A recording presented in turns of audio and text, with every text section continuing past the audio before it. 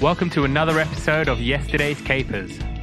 I'm Abdullah Moallim, and this is the podcast that takes you on the best ever trip down memory lane, bringing you the best TV shows and cartoons this world has to offer. And happy Black History Month! This month, we'll be looking at some of the best black TV shows and cartoons from around the world. And this week, we'll be putting the TJ and Taj up against each other. A smart guy will face off against Kerching. And we'll take a special look at Kenan and Kel.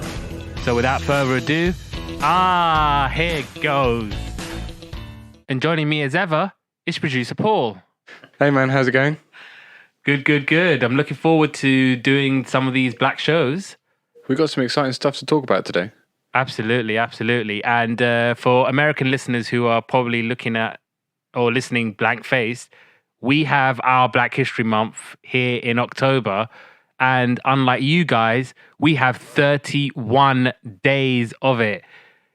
Because I don't know who decided in America to do it in February, where you guys only get, 28 days? 29 if you're lucky. Literally the shortest day of the year. Shortest month, I mean.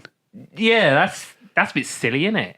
But don't worry, American listeners, I will have you guys covered in February. So we're going to have 2 Black History Month specials, one in October and one in February. So let's get started with the first show. And we're going to start with Kenan and Kel.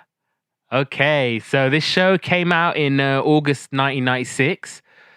Some of the things that were happening in August 1996, you had the former state president of South Africa, F.W. de Klerk, making an official apology for the crimes committed under apartheid. You also had a thousands large protest, so thousands and thousands of people were protesting in Seoul, calling for the reunification with North Korea. Matilda was one of the best movies in August 1996. And number 1 in the charts was the Spice Girls with Wannabe. 5 young girls coming out with some music. Not sure if they ever had another song again. Not sure if it was a one-hit wonder. Wonder what they're up to 20 odd years later. Do you know one of them's married to Christian Horner, the chief at Red Bull Racing? Oh, they're still married? Yeah. Right, I'm going to drop the pretense. This is Jerry, isn't it? Yeah. She's called Jerry Horner. Yeah. Ah. She goes to the racing. She's often in the garage. Oh, really inside and everything? Yeah. Actually, yeah, if a man is in charge, so I guess she could do what she likes. She can do whatever she wants, as long as it's in the Red Bull garage. Anyway, moving on to Kenan and Kel. Now, this is a show that was set in Chicago, and it's basically following 2 guys, Kenan Rockmore and Kel Kimball. So they're just a pair of high school students, and they're just getting up to all sorts of trouble, all sorts of mysteries and capers, and it's such a great name, isn't it? Yesterday's Capers. Because I'm going to just keep saying capers. Capers. Plug.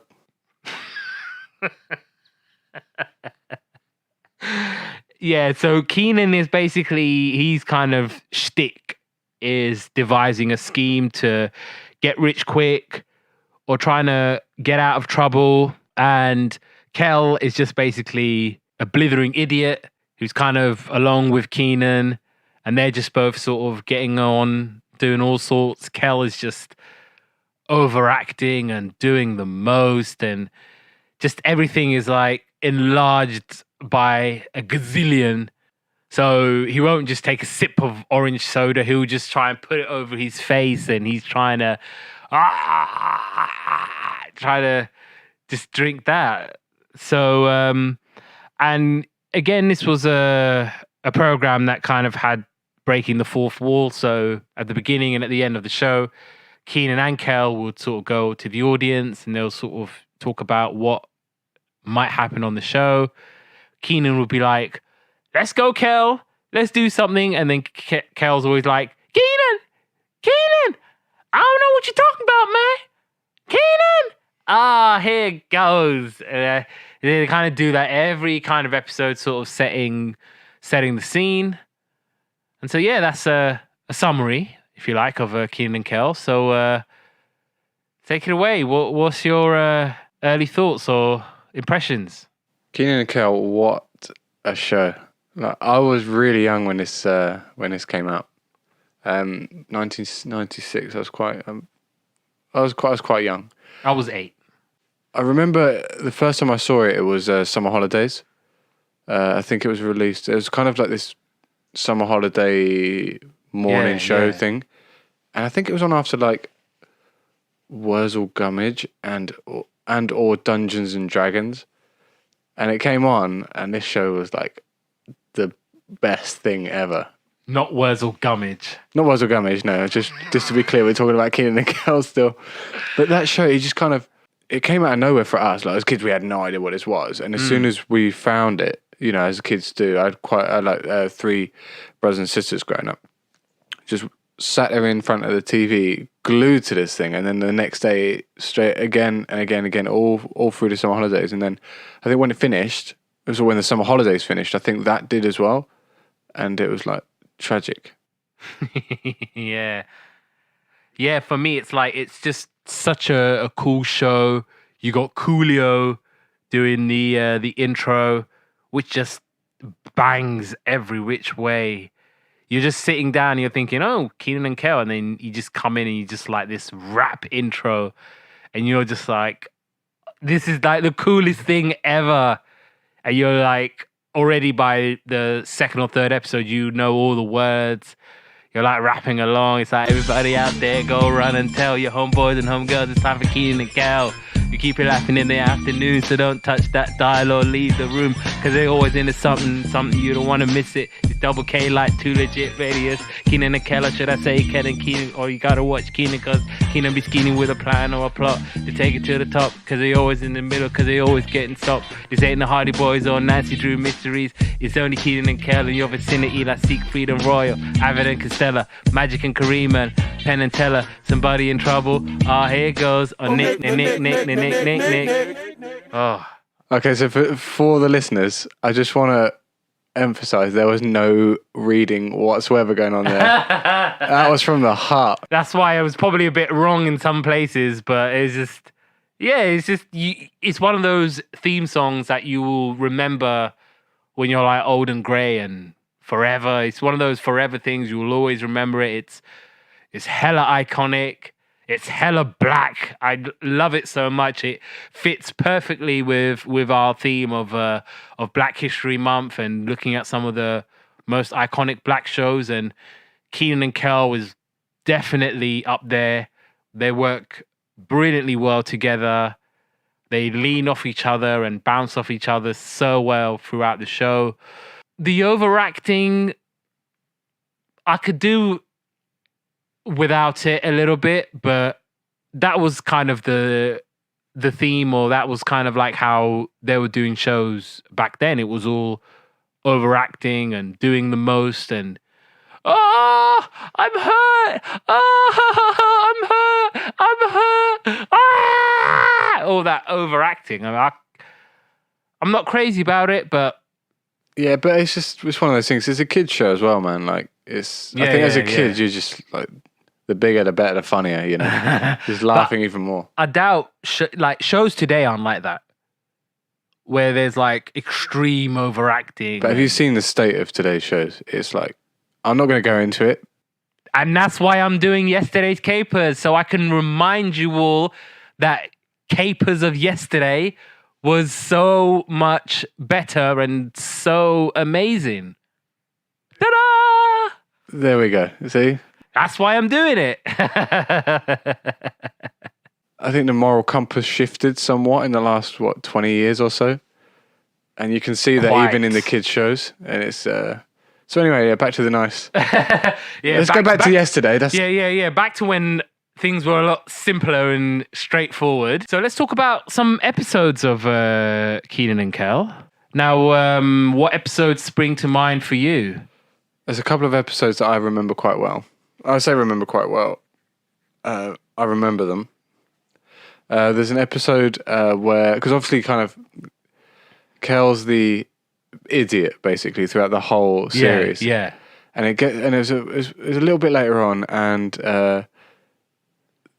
Kel was studying for something, and I think Kenan was like, "What are you doing?" He goes, "I'm studying. I've got an IQ test." And he goes, "What are you talking about? You can't study for an IQ test." And he was kind of getting really nervous about it, and he took the IQ test, and his IQ came back at really high, like to genius. And so then Kel was winding up Kenan the whole episode saying, "I'm a genius." And then that kind of went on, and then he was wearing a t-shirt saying, "I'm a genius," and he's like, then I think Kenan rips his shirt off, and he just said, "I'm still a genius." And underneath it. It was a great episode, and I think it's kind of a bit of a redemption, because obviously he's treated like the idiot the whole time. Yeah. And then it turns out he's actually a genius. Kel, man! How you a genius? Why? It was brilliant. And obviously, I think the tuna one. Of course. I was just about to say the tainting of the screw. Yeah. With the screw! With the tuna! And you don't see it coming. That's the thing about that whole scene, because they rehearsed how they were going to be in court when they say, asking Kel all the questions and everything like that. Kenan's like, right, this is what happens. This is how you're going to do it. And if you do it properly, we'll get $10 million. Did they rehearse it must be the under oath bit, right? No, yeah, because because it was just so funny. Like the judge, she's like, "Oh, will the plaintiff please stand up or please rise?" And they were just going, "Oh, look at this dumb plaintiff. He ain't even here yet. Shoot!" And they're looking at their thing, going, "Kel, it's us. We the plaintiff." And then it's like, "Oh, I call Kel to the stand," and he's just basically going up and they're like, do you swear to tell the truth, the whole truth? And then I think Kenan's like, "Oh, so what happened?" And then all of a sudden, he's just all like, "I put the screw in the tuna!" And he's just all on the floor, and I actually burst out laughing, because I actually watched that this morning, and I never thought, I didn't think I would, but I just watching it, I just burst out laughing. It's like, oh my God, you don't, even after all these years, you don't see it coming. You don't, that scenario or that outcome, you're thinking, right, Kel's going to stick to the story, and maybe for once, Kenan's get-rich scheme is going to work out. But in funny circumstances, it doesn't. Goes tragically wrong. Yeah. Another episode that I kind of liked was Who Loves Orange Soda? Now, who loves orange soda? You're meant to say Kel loves orange soda. Yeah, you was meant to do it. It's like a bouncing off thing. You looked at me and... a lot of people say we have incredible chemistry. This was the opportunity to really show it off, Paul. Sorry, man. Come on. We'll do it again. Who loves orange soda? Kel loves orange soda. Is it true? Mm-hmm. I do. There you go. There we go. So basically, Kel, it starts off with them in the hospital. Kel's got like damaged ribs. And basically, the doctor sees his x-ray, and his x-ray is all orange. Because he drinks way too much orange soda. And Kenan bets with Kel going, "I bet you couldn't go a week without orange soda." And basically, Kel's like, "All right, I can, bring it on." And Kel goes to see a hypnotist to try and get him out of this whole addiction to orange soda. But Kenan kind of sneaks his way into the doctors, and he kind of changes the clipboards around. So it just turns Kel into an aggressive dog, as opposed to just not being addicted to orange soda. And so Keenan's like, oh, here, doggy, doggy. And he puts like orange soda into like a little dog tray. And so Kel's drinking from it. And then Keenan's like, oh, I won. And then their boss at the shop, Chris, was like, okay, because you cheated, you both lose. And the losing kind of bet was that they had to sing the American national anthem in women's 90s. So that was the that was the punishment. That's quite a punishment. I mean, singing the American national anthem, that would just be awful. Sir, we love America and we love our American listeners. I will not have you slander the US of A. No. I'm putting a stop to that now. Another episode was the Chicago witch trials. Now, this is when a new girl, Becky, I didn't make that up. Her name is Becky. I'm not just saying, oh, every white girl's called Becky. Her name genuinely is Becky with the good hair. And she moves to Chicago and she comes to the school and they're doing a classroom or a lesson about the Salem witch trials. And Keenan's thinking, oh my God, she's a witch. Now, this is an episode I remember when I was a kid, actually. And there's all these like sort of things that happens. So, for example, she gets like barbecue sauce spilt all over her by accident. And Keenan thinks, oh my God, she smells of fire. They go around to her house to like for dinner because her and Kel kind of hit it off. And she too likes orange soda. And they do the whole orange soda deal with each other, which was quite cute. And not as good as ours, though. I was going to say that. And they go to her house, and she's cooking dinner from a cauldron that she borrows from a friend. So it's kind of adding to the whole thing. She's like, "Oh, thank you for letting me use this pot." And Keenan's thinking, "Oh, she's a witch." And he's basically looking around her house, and Kel thinks that, Keenan has been turned into a pineapple. Because all he sees is a pineapple with Keenan's hat. And she's like, Keenan, stay away from me, witch. And they basically pour the contents of the cauldron over poor old Becky. And they kind of realize, she's not a witch, but she's a perfectly reasonable human being. With third-degree burns. Probably, yeah. Were there any other episodes for you? I was just before we start recording, I was just watching the pilot, but I didn't get all the way through. The pilot. They look really young. How old were they when they started? I believe they were like 15, 16. 15 or 16 and on Nickelodeon. So they were pretty young. Megabucks. Probably. Because they started on all that before, I think, Kenan and Kel. Oh, really? So they were they're already together, yeah. So they were already part of the Nickelodeon umbrella. So they were always kind of together. So yeah, the pilot, that was, I think they wanted to buy a car.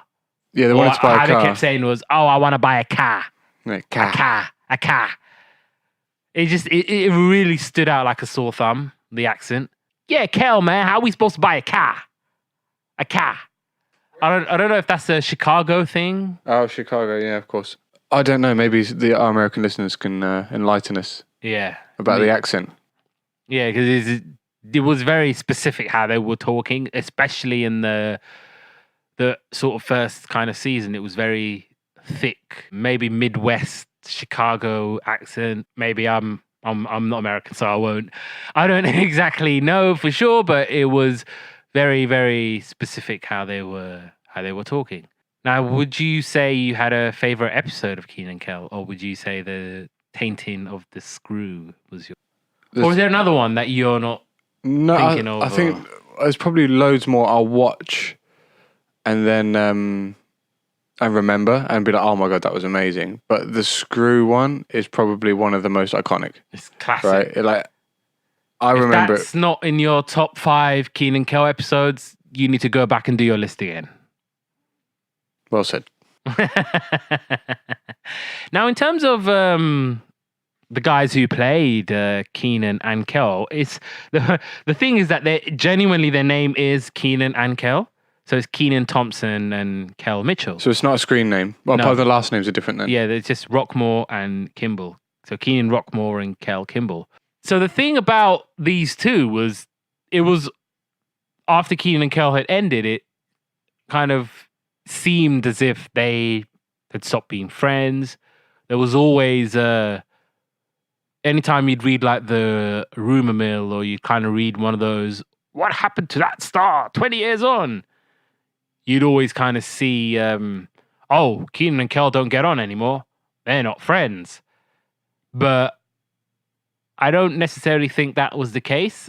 I think it was a case of after Kenan and Kel had ended, it's just one of those things where you kind of go your separate ways.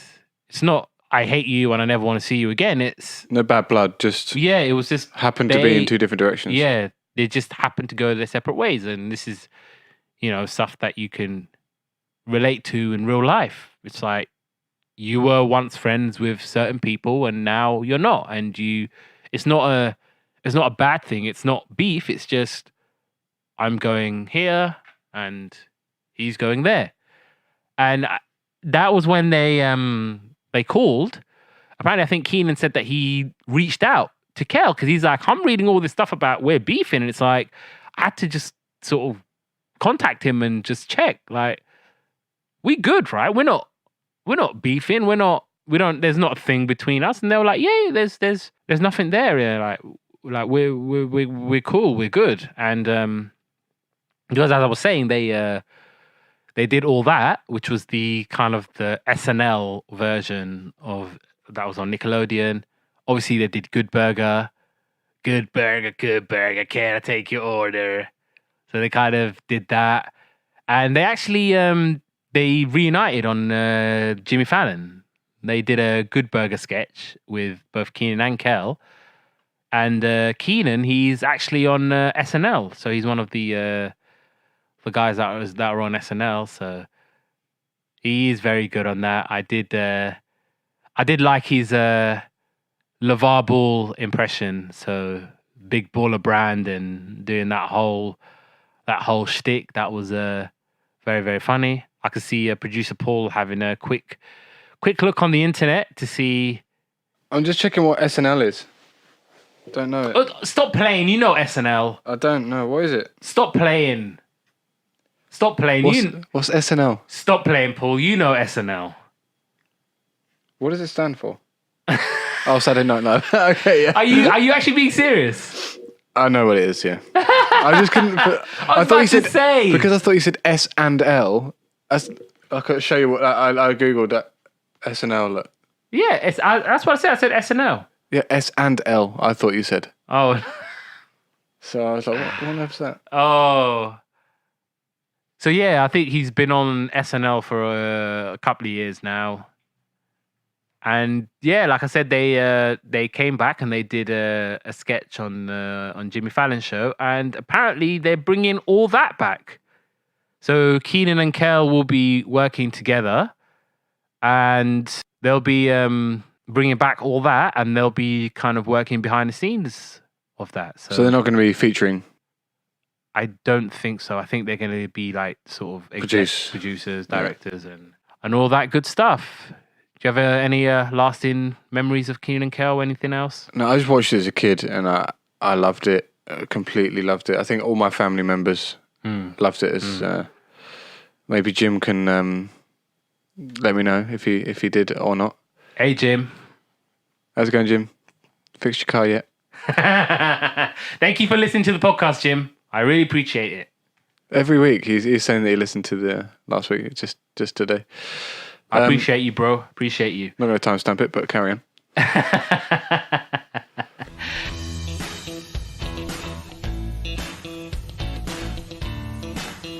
Let's go on now to our head-to-head. And we're going to start with Kerching. So this is going back now to January 2003. So this was when actually... the climate change activist Greta Thunberg was born. I mean, she's done the rounds quite a bit recently. There is quite a lot of climate change strikes going on in London and around the world. We had a worldwide one, right? Yeah, so more power to you guys, man. I respect and appreciate the heck out of you guys. And Paul feels exactly the same. Exactly the same. Also in 2003, you kind of had weapons inspectors heading over to Iraq looking for WMDs. Oh, yeah, those... Spoiler alert, they don't find any. I haven't found any yet. And they never will. Eminem was number one with Lose Yourself. And Just Married was in the cinemas. I think for many, Lose Yourself is Eminem's best song. Or a lot of people would say that's his best song. Or at least his most memorable from the film 8 Mile. I don't know. I think the Eminem Show was like the most memorable album for me. Marshall Mathers LP for me. Is that The second one. Okay. So you had The Real Slim Shady was his first one. Then it was Marshall Mathers LP. I think that's his best album. And I think Eminem Show is his second best. But no, yeah, Eminem, top rapper. And now going on to Kerching. So this was a UK show. So this was basically about an entrepreneur, Taj Lewis, who has a website called rudeboy.com. And so he's basically selling all sorts of like ringtones, clothings, and all that sort of stuff. And he's kind of with his friends Seymour and Danny. And so kind of every episode would kind of be a way for him to try and make $1 million for mum, the 3 M's. Something that he had promised his dad that he would do, because they kind of explained that his dad had passed away. And so one of the things that he promised his dad was that he would look after their mum and he would make £1 million for his mum. And he would do it under the guise of Rude Boy. So nobody knew who Rude Boy was except for his 2 best friends and his older sister, Missy, who in the first episode, she kind of comes across a meeting that that Taj couldn't go to because obviously he's a school kid and everyone's thinking that Rude Boy is this multimillionaire entrepreneur. And so Missy has to go to the meeting in his place and she's basically like, right, if you want me to keep your secret, I want to cut and I want to make sure that I get my money when you kind of cash in. So what do you think about Kerching? What time was Kerching broadcast? Because I remember watching it, but I think I remember watching it more in the afternoon or Yeah, in it the used to come on evening, at maybe? like sort of 4 or 5 o'clock. Yeah, I remember the it being quite a afternoon, late yeah. thing, and I remember thinking it was great. Yeah. I don't remember what channel. Maybe was it BBC? Yeah, CBBC. Yeah, it was great. I really liked it. I think it was- Yeah, and you're watching it and because as we're going to find out over the next month or so, there aren't many black UK shows for kids. Or hardly any. And it wasn't like a stupid, like obviously it was kind of a comedy thing, right? But Yeah. it wasn't like ridiculous, No, And also making money from mum is quite a noble. absolutely. Noble, it really venture. is. You always kind of deep down the intention is golden. It's wonderful. Because it's kind of like, okay, I'm the man of the house. It's going to be up to me to look after my mum and make sure that she doesn't go without. And so that was and it isn't like, normally with black kids or black shows, they tend to always kind of be the silly one or the daft one. That's the white guy in this one. Yeah, it's Danny Spooner. He's basically a pillock, but he's a lovable pillock. Good use of the word, love it. Thank you very much. So yeah, it's like he's a main character. The cast is predominantly black. You kind of have it's great in that sense because as I'm saying, there wasn't many, if not at all, any black shows that we could kind of watch and really invest in and really kind of say this was a show that I'm going to watch and I'm going to enjoy English shows, I don't think I can name you any. that are black or Yeah. apart from Kerching, yeah. I mean, there was the Desmonds and that's, yeah, me too. The Desmonds, that's all I've got in terms of black UK shows. I think, okay, there was another program called The Crust that Reggie Yates used to do. It was basically about they own a pizza business, so they make pizzas and they kind of sort of deliver it all around. The Crust, Kerching, and the Desmonds. They're the only Three UK. kid shows. The Desmond wasn't a kid show. It was kind of more adult orientated. I was talking about kid shows. Oh, kid show, yeah. The Crust and Kerching. What's the Windrush show? The Desmonds. Okay, cool. Yeah, so that in terms of like overall UK black shows, I mean, because it wasn't for like kids. do tell us if we're missing any out. Please tell us because it would be great help for me. But that was the thing that, you know, if you're a young black kid and you're watching programs, you're not really watching programs that have people on who look like you or sound like you or have a similar-ish kind of background to you. So that was unfortunate in some ways, but when you do see it and when it's a thing, then you appreciate it more, I guess. Do you think the situation has improved now? Or do you think we're still at the same kind of level? I think we're at the same kind of level, to be honest. I can't think of UK black shows for sort of kids or kind of for teens. Oh, I think Channel 4 had one. I can't remember. It's about a black kid who's really, really clever, and he had this other black kid with him who wasn't so clever, and they were like sort of friends.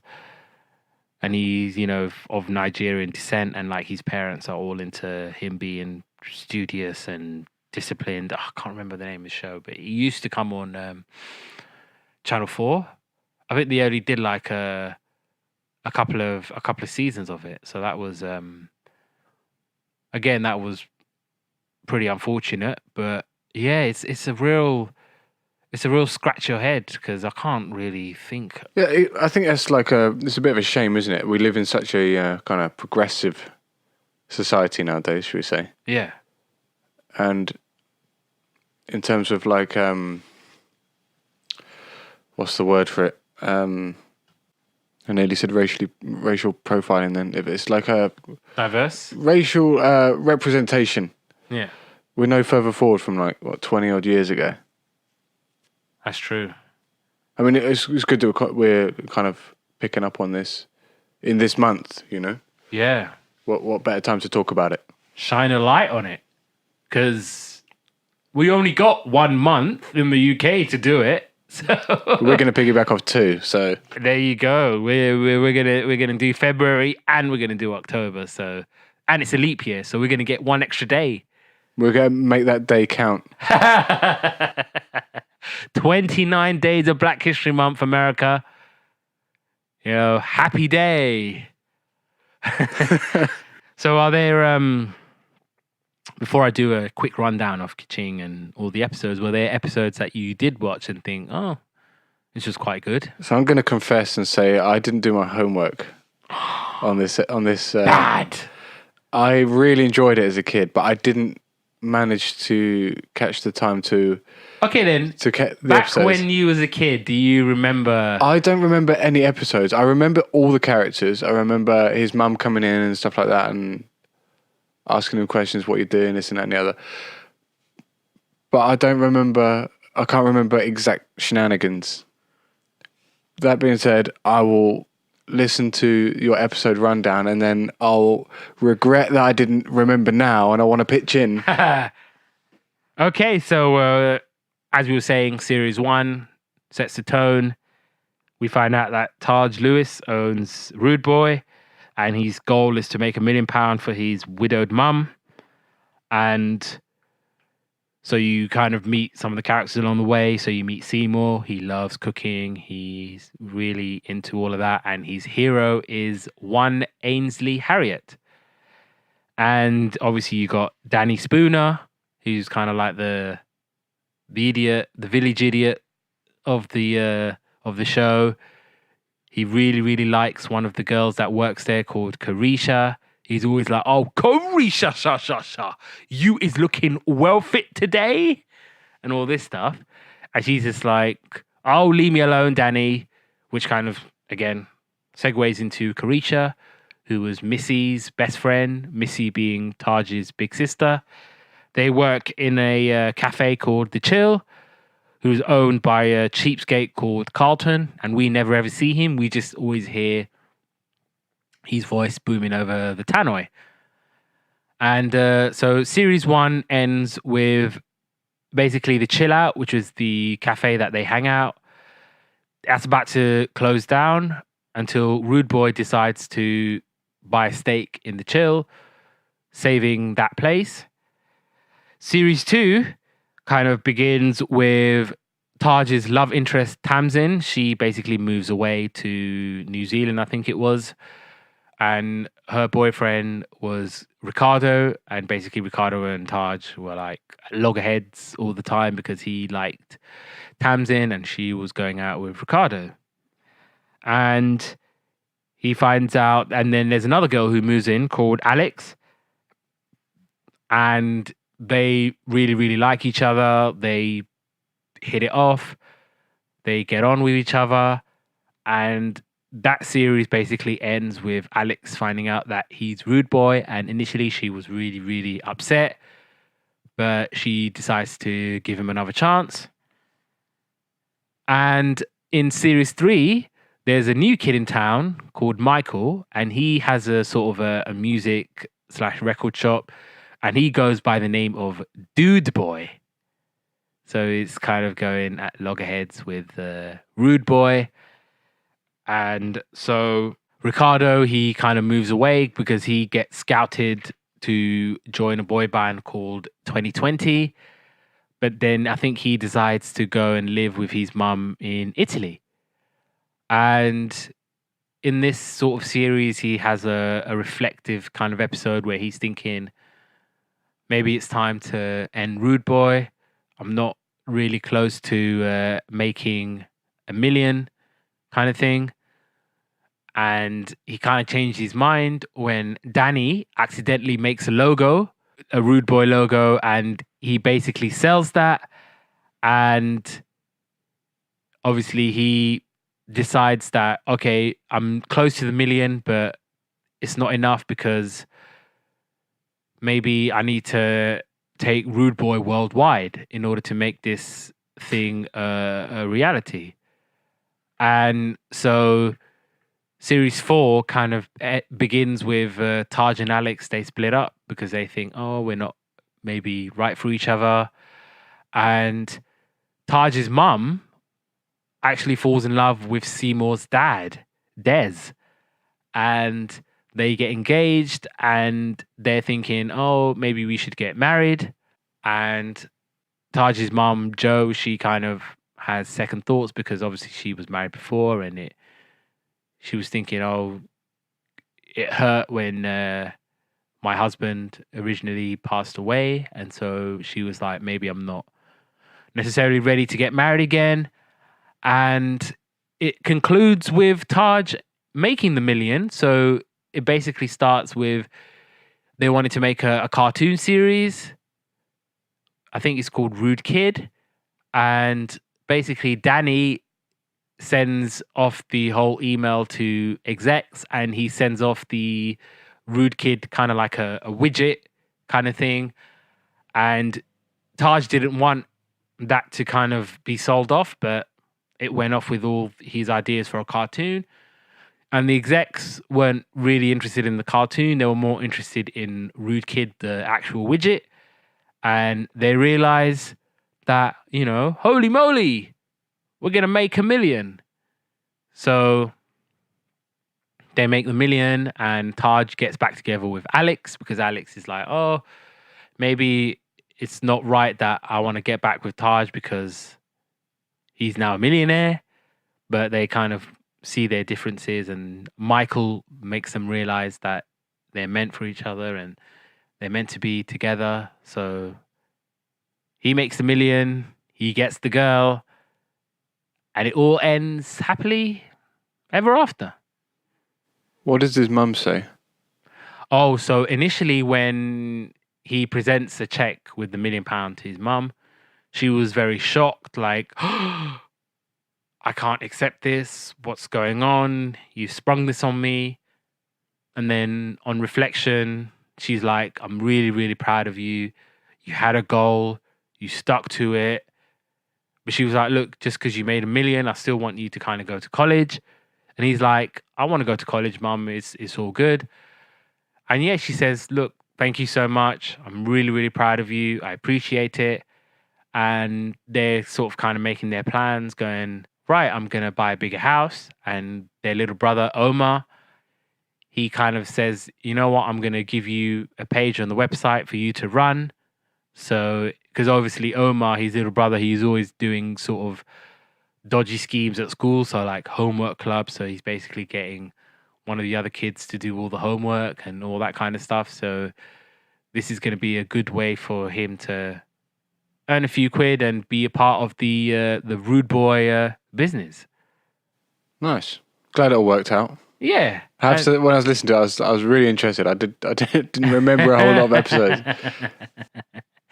I mean, it's one of those things where it's, to be fair, it's really hard to find to watch on YouTube. I think series 1, only a couple of episodes were on there. I think series 4, majority of it was up there. So it was kind of good to kind of see how it ended. It all comes to an end, Yeah. draws to a close. So yeah, that was Kerching. Really, really good show. Played by Devon Anderson, who was also in EastEnders. Yeah, I was going to say he moved to EastEnders. I definitely saw him in EastEnders. Was his name Billy? Billy, yeah, it was. And he died of an overdose. Because Let me consult the old Google. He originally was in EastEnders as a kid. Yeah. And then he came back. And then, I know his character OD'd. No. He got really, really drunk. And he, I think, choked on his own vomit. So I think it was sort of alcohol related. From millionaire to drunken. I don't know if he was like an alcoholic. It's one of those things where on the off chance that alcohol poisoning gets you, I believe that was the case. I'm sure if you look up Carol Fowler. Carol Fowler? Why? That's his mum. Is it? Are you sure? Yeah, Carol married a black guy called Alan, and they had a kid called Billy, I believe. Alan.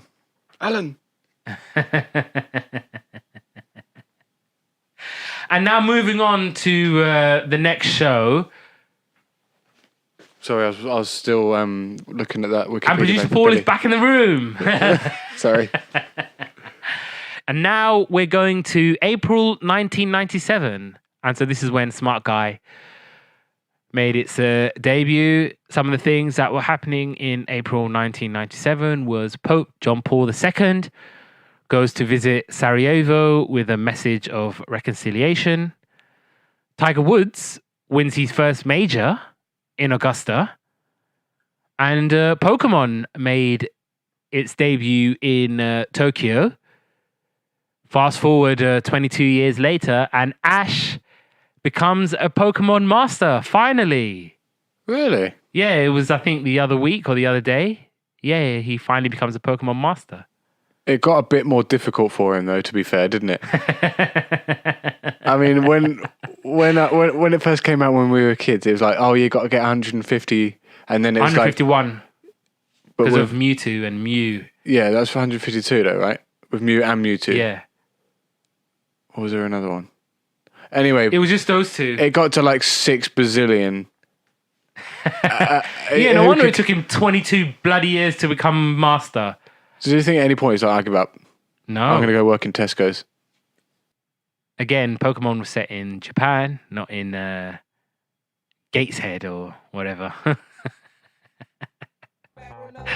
The Saint was the biggest movie in April 1997. And Block Rockin' Beats by the Chemical Brothers was number 1 in the charts. That's an absolute banger. Block Rockin' Beats. Yeah, back with another one of those block rocking beats. It's one of those, you'll recognize it once you hear it. And so, Smart Guy now. And this was a show set in Washington, D.C. Centers on the boy genius called T.J. Henderson. So at the age of 10, he gets moved from his school and gets transferred to high school. So he's going into high school with his brother Marcus and his sister Yvette and their kind of best friend Mo.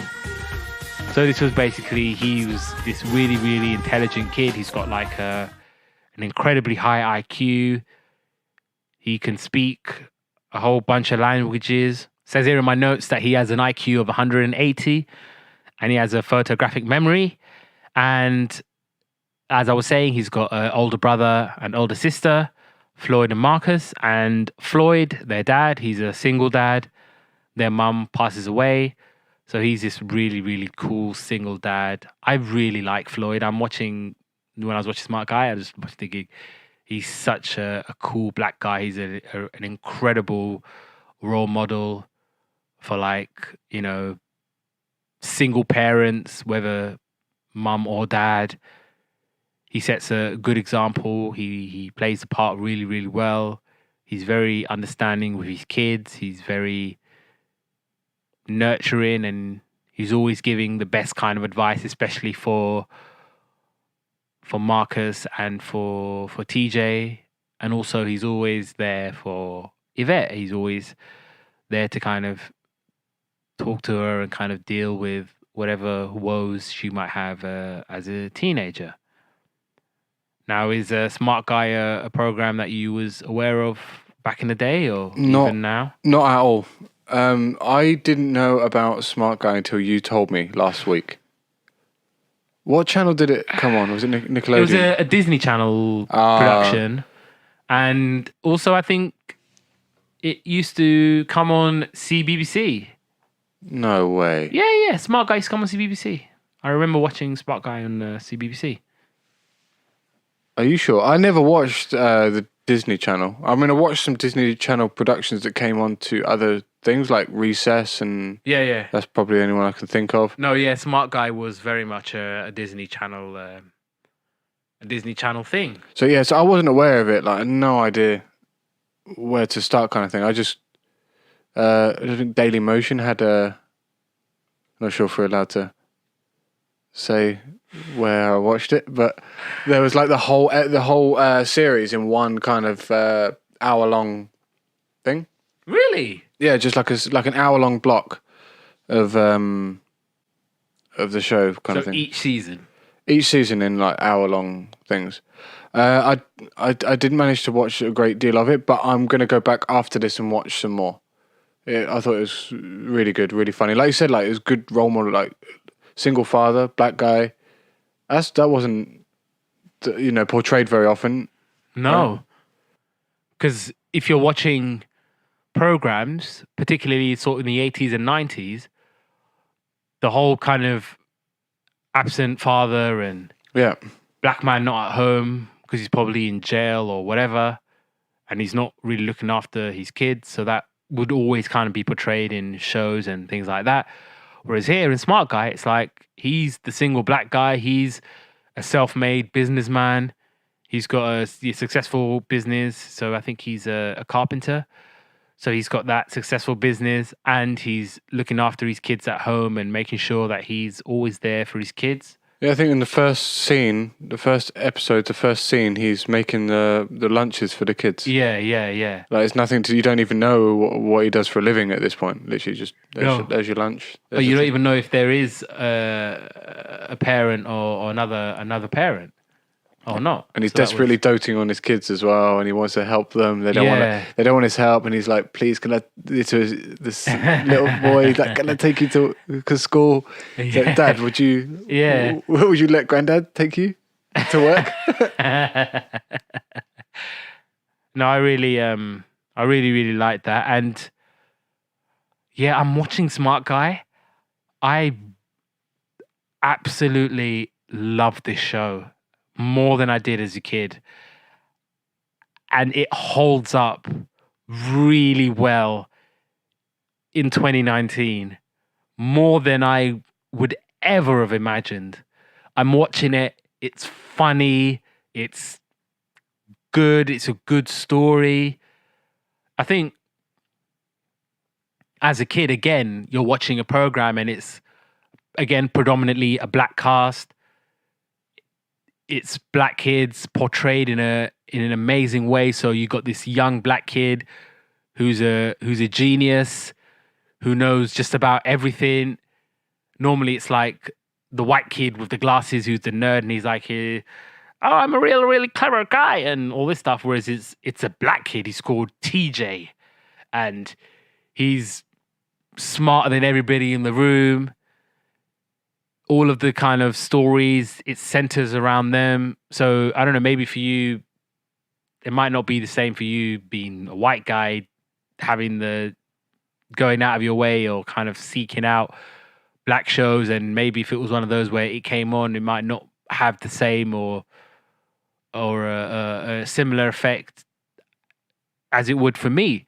Because even as a kid, anything that, you know, would be a black show, any black shows, I would be watching that and thinking, I can relate to this.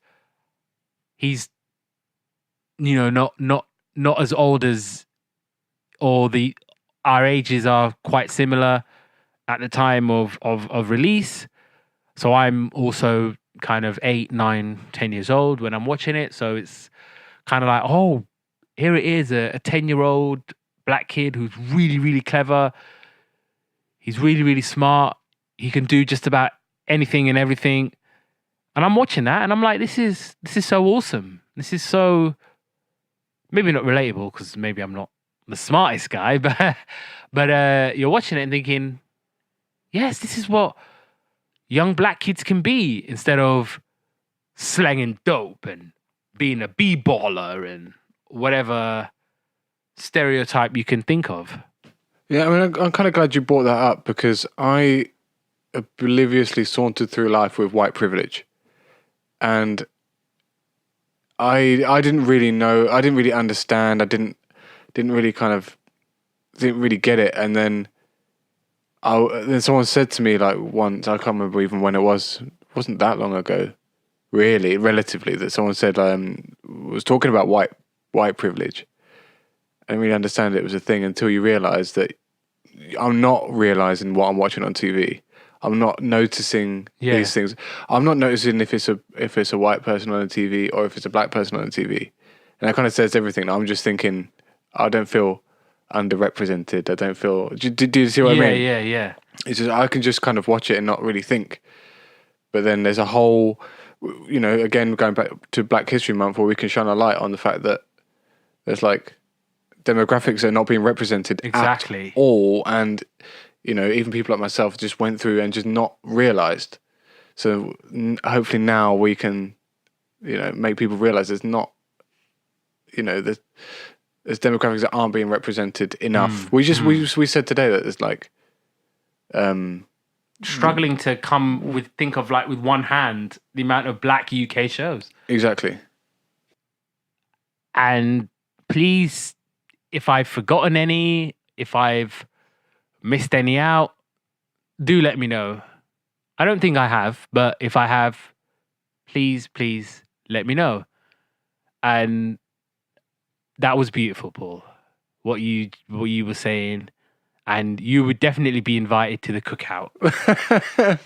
The imaginary cookout, yes. Where a select few white people will be invited to the cookout. Yes, the cookout. I've lost count of the amount of white people who are invited to that, but I'm sure you'd be one of them. I don't feel it's special now. You say you lost count. No, because it's one of those things where it gets overused. Yeah. It's like a white guy will say something like, oh, this was terrible what happened to these poor, misfortunate black people. And then you just have a black person just be like, oh, Yes. Speak on it, white boy. You're invited to the cookout. Yay. White guy states the obvious. Let's bring him to the cookout. Yay.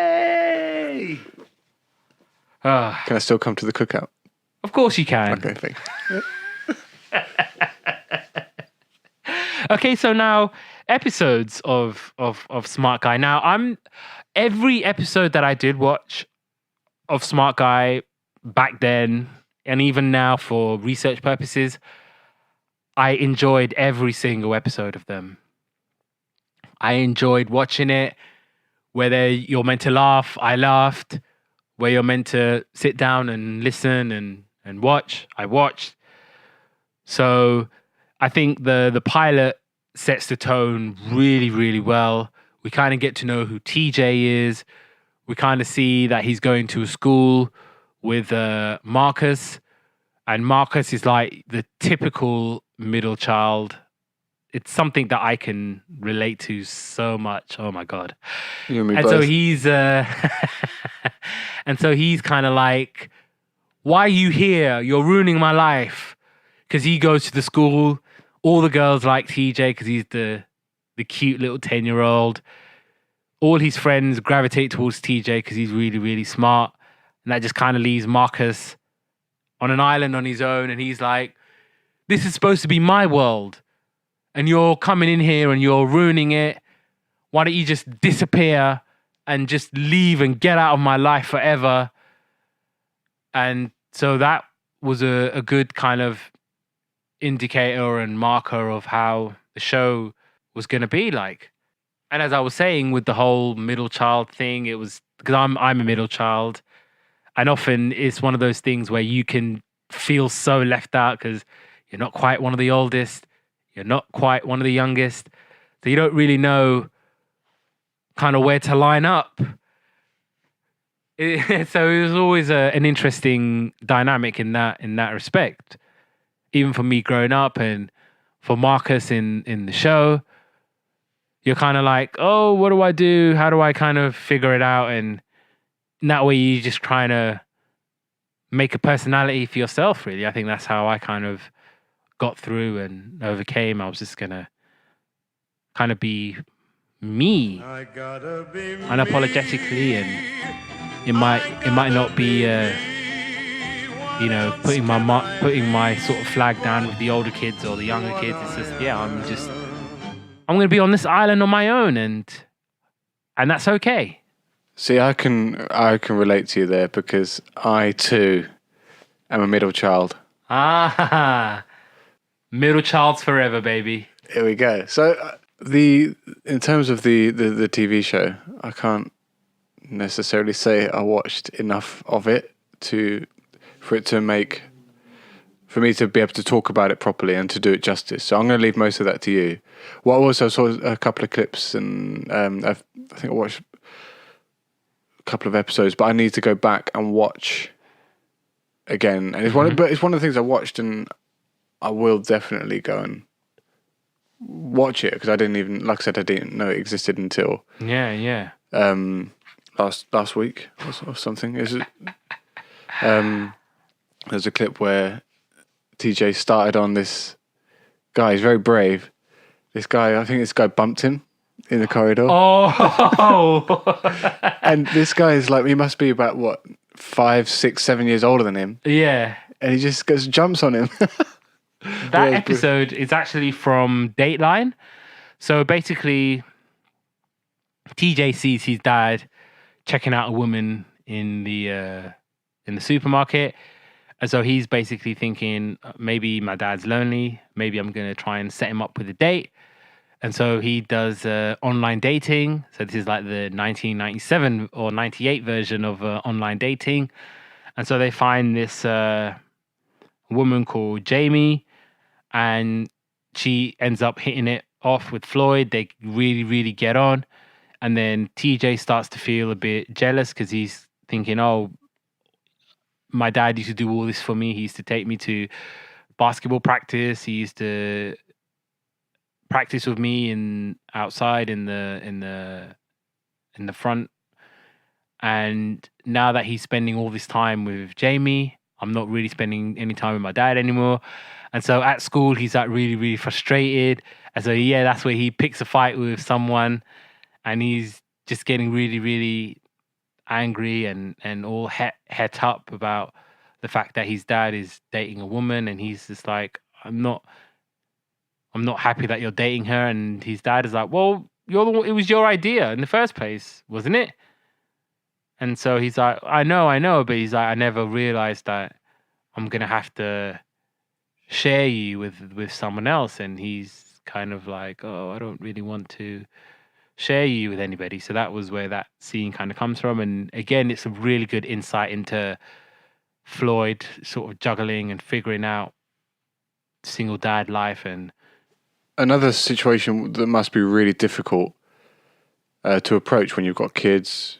Maybe your partner's passed away and you meet somebody else. Yeah. How difficult a situation to navigate, right? Absolutely. And again, it's one of those where I don't know how long ago his sort of first wife had passed away, so we don't really have an idea of how long it's kind of been and whether it's one of those things where is it too soon or. And so he's wondering or figuring out how I can move on and is it all right to date other women? And I think it just kind of ends with Floyd sort of talking to TJ saying maybe eventually I am going to have to move on and start to see other people.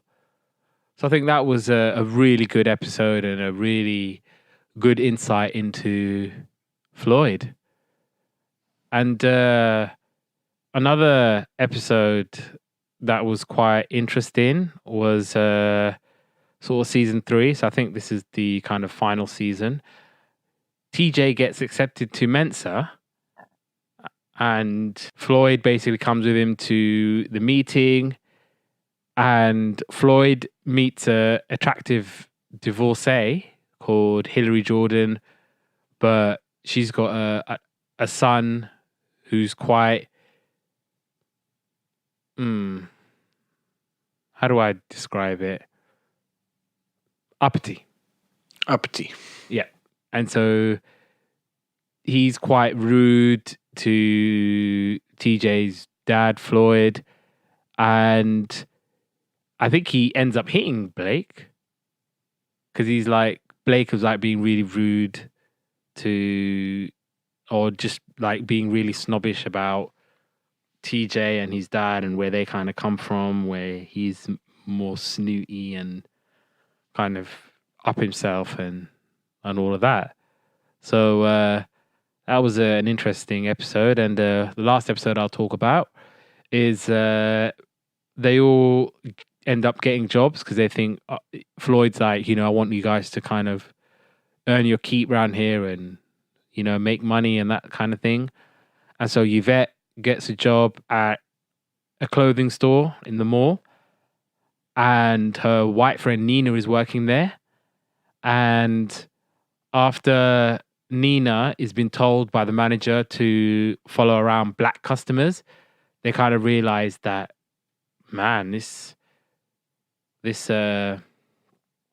manager's a bit racist, telling the white employer to follow around black employees. And again, this was an episode that kind of struck a chord with me because as a black guy, I do get people following me around in shops, and it still happens to this day. Really? To this day. Sorry to go Deontay Wilder on you guys, but to this day, you get people following you around. It's actually a job title. Mystery shopper. To follow you around? Yeah. Some are really good at it, and some are so obvious that they're following you around. They've got like the FIFA circle around their feet. Big arrow on their head. Yeah. Mystery shopper. So, I mean, there was one time in Boots where the mystery shopper was so good. I was thinking, he can't be following me. He's a customer. He also wants the same things as I do, and then you kind of realize that he's not leaving the shop. He doesn't want despite anything. having his basket full. And so, yeah, that's an interesting thing that still happens to black shoppers. Also, I can honestly say I've only been followed in a shop once. And I couldn't work it out. I knew there's a security guard. It wasn't like this mystery thing. It's a proper security guard. And I knew he was looking at me, and I couldn't work out why. And I got to the till, and this was just at Tesco's. I was at work and just buying my lunch or whatever it was in the on my lunch break. And I was scanning my sandwich and my drink, and I was like, where is that chocolate bar that I picked up just now? Looking around for it, kind of thing. And then I put my hands in my pocket, and it was in my pocket. So he'd seen me just like put this thing in my pocket, this little chocolate bar. But I'd done it completely absent-mindedly. I had no intention of taking it out of the shop without paying for it. But if that was me, Paul, I would have left that shop in handcuffs. I don't doubt it. Do you know what? I don't doubt it. I would have left that shop in handcuffs. You, though, Paul James Wick. The guy didn't talk to me. He didn't challenge me. He was just like eyeballing me from afar. And he's just been like, yeah, please don't make me have to do something. Whereas if it was like a black guy, it would have been all like, empty your pockets out and manhandle him and rough handling. And we might be sort of thinking, oh, we're kind of laughing amongst ourselves, but this is real, people. Element of truth to what I'm saying and what we're saying here. So, yeah, heed our words. And on that note, I think it's time to bring an end to the show, but we have to decide between the two. Kerching or Smart Guy? Do you want to go first? It's a real, to coin an American sports phrase, it's a real pick'em this week. Pick'em? Yes, that's what they always say. Like, if it's two closely matched opponents, it's a real pick'em. Oh, doctor, we got a real pick'em here. It really is. Man, I have to choose, though. Oh, God. Toss a coin. I'm going to go with Kerching. Only because, again, this is the same as last week. There is no winners and losers. I'm going to fade up the British national anthem now. Really? Rule Britannia! I'm going to go with Kerching only because as an impressionable 14, 15-year-old seeing a show with a predominantly black cast, with black actors, black stories, seeing this on CBBC was just unprecedented, because normally the shows that you see on CBBC that we've talked about and we're going to talk about, the cast is predominantly white. And a lot of the time, not just white, but middle class as well. Yeah. Living in really nice parts of the UK. Upper working class. Yeah.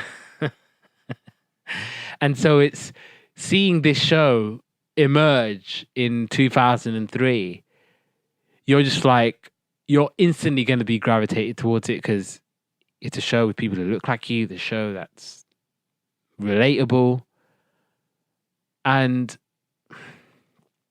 I take nothing away from Smart Guy. Really, like, I loved Smart Guy more than I ever thought I could imagine. And it feels like I'm kind of saying this about so many of the other shows, including the one from last week. But really and truly, Smart Guy is a fantastic show, and I think it's really, really underrated.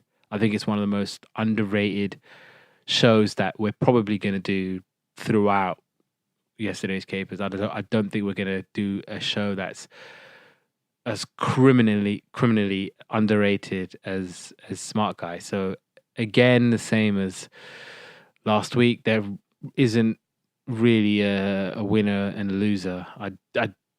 There's no way that I'm going to go back and think, yeah, Smart Guy is the one that lost out, because Smart Guy is absolutely brilliant, and I really, really, really loved that show, and I would recommend you go out of your way to watch Smart Guy. Really go and watch it. Nice. So obviously I don't have the relating to it aspect that you're speaking about. Yeah.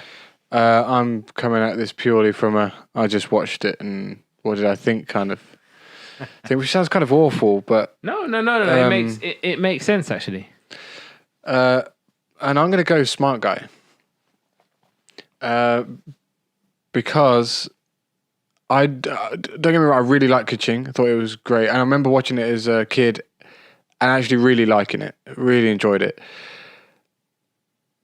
But the reason I'm going to go with Smart Guy is because I didn't watch enough of it, probably to be talking too much about it.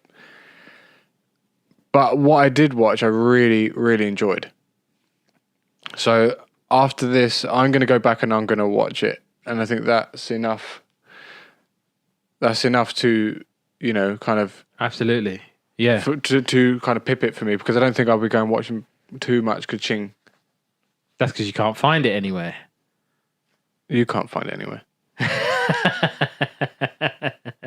Well, if you do find it, send me the link. I will do, and I'll post it on the website.